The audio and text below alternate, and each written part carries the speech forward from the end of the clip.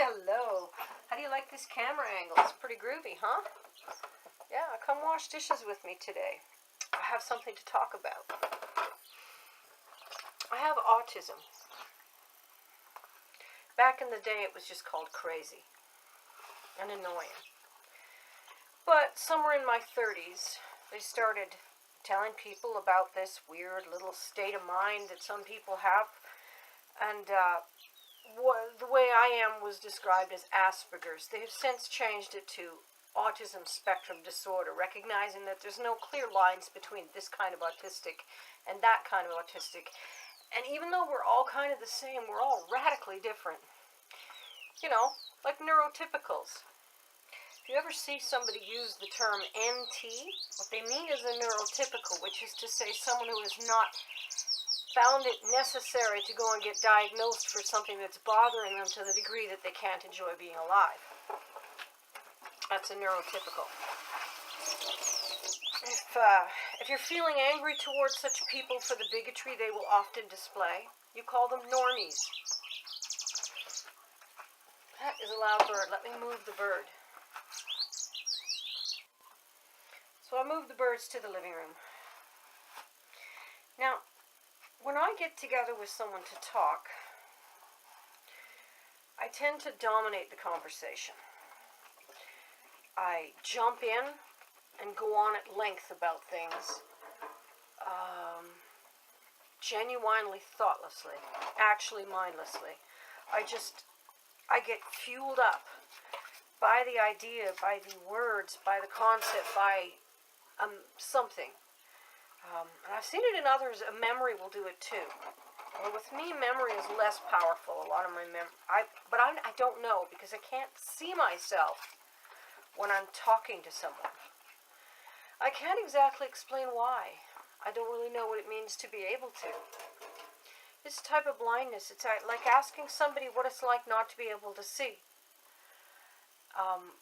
Who's been blind from birth. Say, so you've been blind from birth. What's it like to not be able to see? And what they'll do is they'll tell you what other people have told them, not their own understanding of it. You say, no, I mean, for you, what's the experience? The only answer they can say is, you're all perceiving something I don't perceive.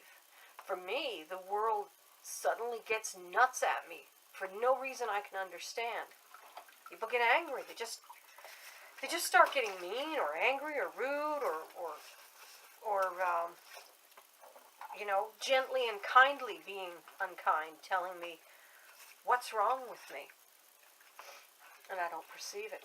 Well, today I was writing something, and I thought it's very true. It's my understanding that NTs, neurotypicals, people without autism, in this case, have a facility in their brain where they hear themselves speak before they've spoken, and can edit that text, just like I do with the computer, so that what comes out of their mouths is only what they actually want to say, even though all kinds of crazy thoughts or ideas or whatever come through. And they do this so quickly. They do it at conversational speed. It can take me 10 minutes to do it on the computer, and I can't do it at all in person. Well, I wouldn't say at all. There is some of that going on. I'll remember at the last minute somebody's proper gender pronouns, even though my brain is screwing it up. And even though, I worry in advance that I won't, because my brain keeps screwing it up. Or I'll remember at the last minute that something's a hot button topic for someone, and may actually shut myself up. When in a heated conversation, even that facility starts to fall apart, and only the most egregious errors stay in my mind. So I can't say I have no filters. I will remember things like not talking about gynophagia with nice people who haven't explored the depths of human depravity. I haven't explored it in person. FYI, just on the internet, because we're a complicated species. But you see it in chimps too. So, anyway, beast within. When I am commenting and writing online in text, I have a more or less infinite amount of time to consider my language, my words, and even when I'm doing this video, I have quite a bit of time to stop and think about what I want to say and how I want to say it. And in oratory arts, that kind of pause is considered a dramatic pause. It's also a considered pause. It's something you can only do when you have the floor, which is to say not in conversation. And yet it is for conversation we are judged. Our ability to do it live, on the fly, back and forth, trading off opportunities. As an autistic, it's too much. It's too much to ask of me. And yet I want it. I want it a great deal. And I strongly wish people would stop judging me for that alone. My ability to trade the conversation. And they don't just judge it, they turn it into descriptors.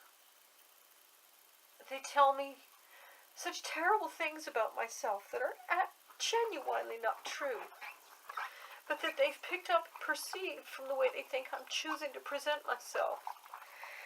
Not understanding that they're getting an overlaid personality picked out of a magazine at the age of 8 years old.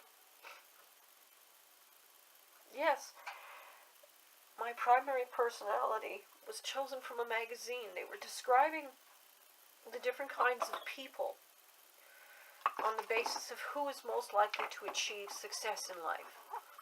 This was the 70s. What they meant by success was gather lots of money to themselves. I didn't understand that part. I understood the word success. I understood that that was something everybody was telling me I needed to pursue, to be concerned about. I was 8 years old. And in this magazine, they described the most successful personality. And this was your average CEO businessman, male. But I didn't really relate to gender in those days. It didn't really matter. And truth be, I always felt more male than female. And I didn't understand at the age of 8 that there would be gender issues later in life in terms of being held to standards I couldn't meet. You know, if I had been presented with the best grown-up personalities for girls, I would have picked a female one, and I would have at least trained myself with some more effeminate mannerisms. Yet, then again, I think the personality I chose to emulate also dovetailed best with my natural autistic personality.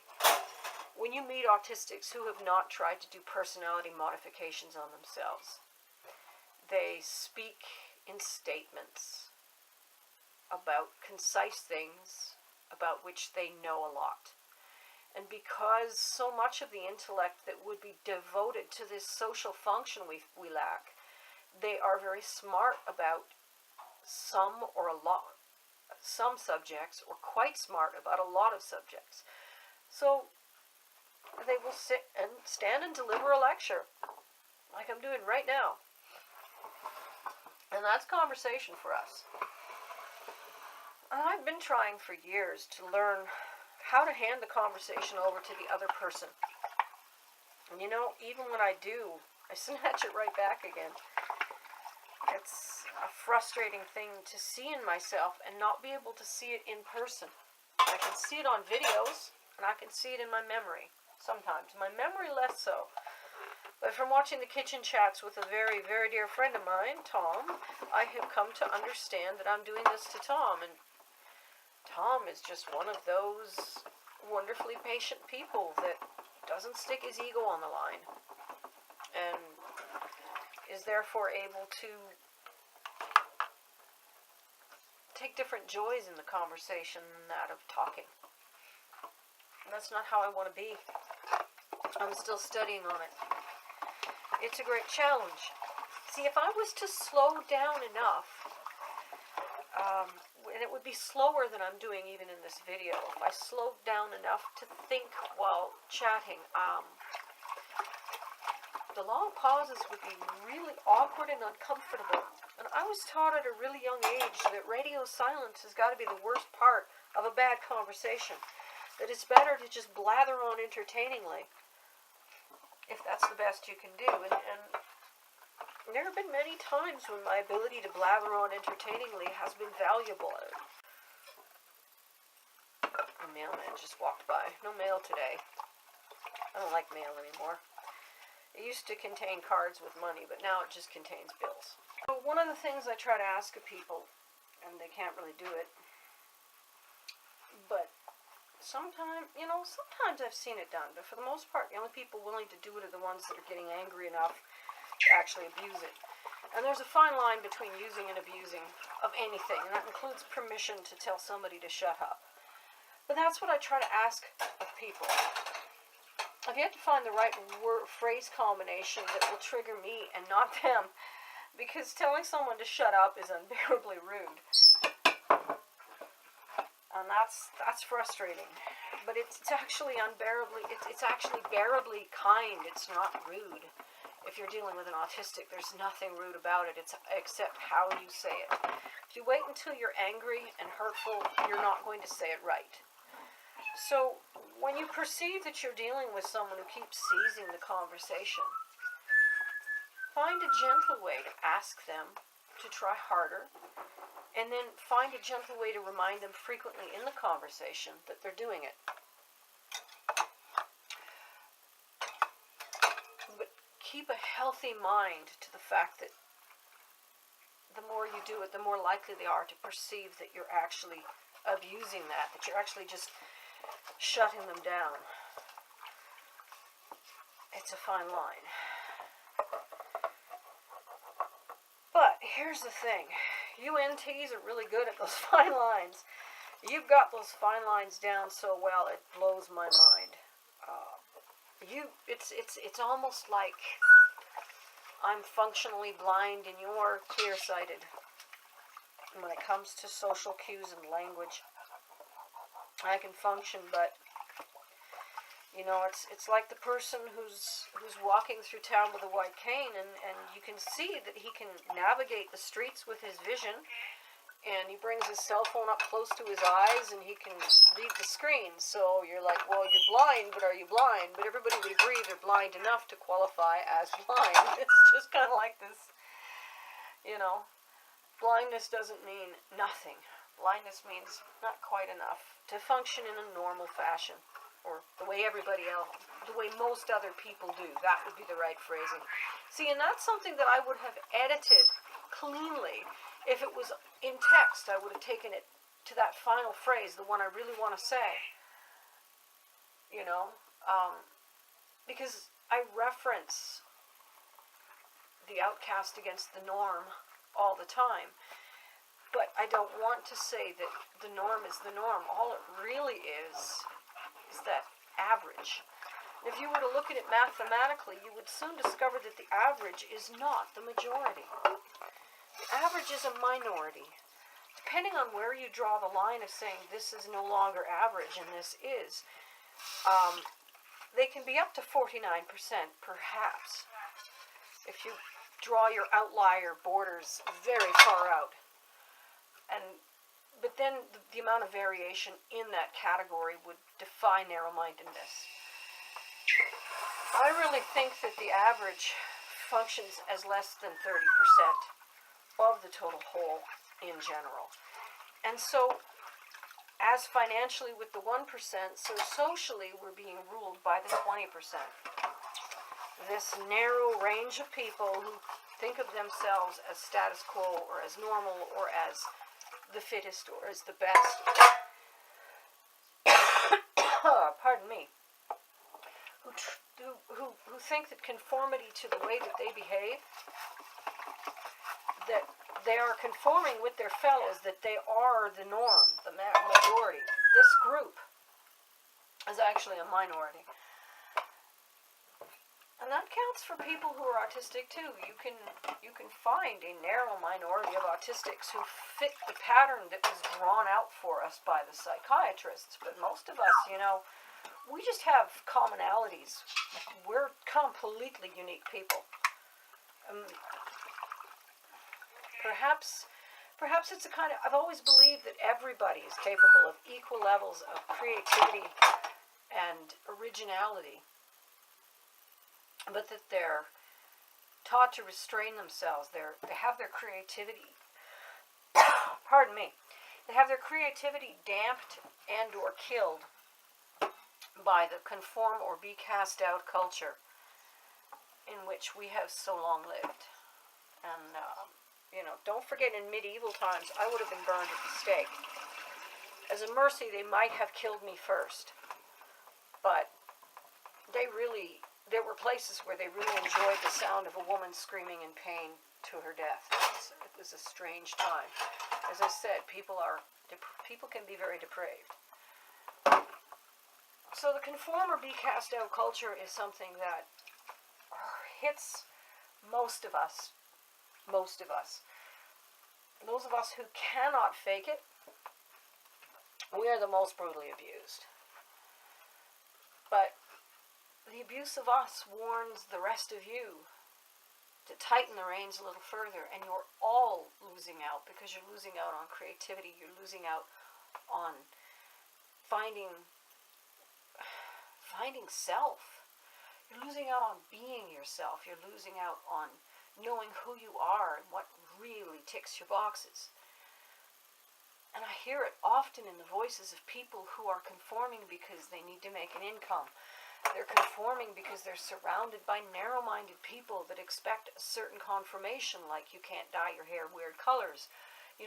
It's most often done through image, but believe me, it covers all kinds of topics, like the experiences you're allowed to have had. Oh my, you've done that? And then they stop talking to you. That kind of thing. Or, oh, you'd be willing to do that? There's, like LSD, you're not allowed to admit you did LSD. That kind of thing. It's not right to force us all to live a shallow lie and cover our own lights to where our best traits get polished off with the rust. It's not fair. Autistics can't. But that conform or be cast out culture does that to all of us. There's only a very narrow range of power trippers who are actually getting any value out of it. And they are the bullies. And one bully in 1,000 good people can make it seem like the whole crowd sucks, especially if those people are sheeple that are waiting to be told what side to pick or how to respond to the moment. The bystanders, they can all look like part of that bully's crew, and the bully will call to them as though they are part of his crew, and he will take the leadership and tell them, yeah, join my side of the party. Where the victim, very often, especially from long experience of being victimized, will just stand there mutely, wordlessly hoping that there's a decent person among all those horrible people. And there's you thinking yourself a decent person and frozen in indecision. And that happens socially, that happens in schoolyards, that happens in job sites. It happens in public places. It happens to alcoholics, it happens to drug addicts, it happens to prostitutes, it happens to differently abled people, it happens to people with deformities, it happens to people with diseases, it happens to people who are just different, it happens to artists, it happens to people of a visible race that does not have the status quo in that nation, like brown people in America, for example. that conform or be cast out culture is the thing that must be cast out, because all it's really doing is giving the corporations and the bullies control over who you are. Not merely how you spend your time or your dime, but how you say I'm. That's a rhyme. How you say I am. How you spend your money. How you earn your money.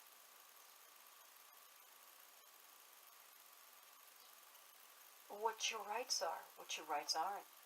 They are literally subverting the democratic laws put in place by younger governments in younger countries. And tolerance of the disabled and people like me is really the tip of a goodness iceberg that you can start building, one person at a time. Somebody looks strange, you have two choices. Two, not three. Bullying isn't a choice, it's a mistake. You can keep moving because you're busy, or you can take a minute and say, hi, you're interesting, I'd like to get to know you.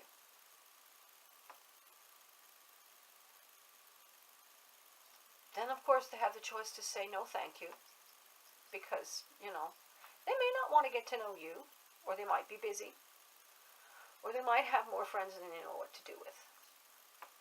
Okay, the dishes are done, and so am I, and this is going to get uploaded as it is.